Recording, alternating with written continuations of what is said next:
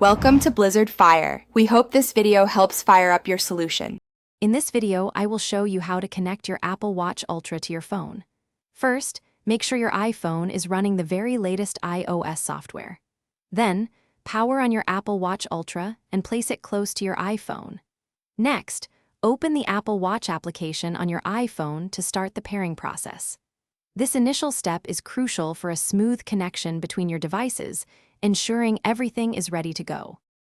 Once the pairing screen appears, use your iPhone's camera to scan the unique animation displayed on your watch.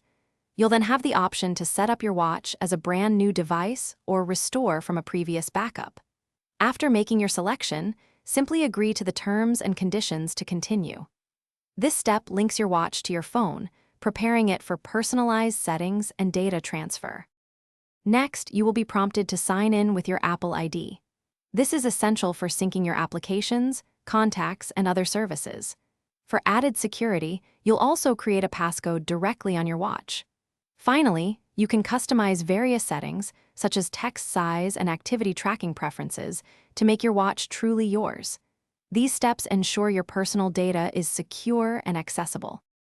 The final step involves waiting for your Apple Watch to fully synchronize all data from your iPhone.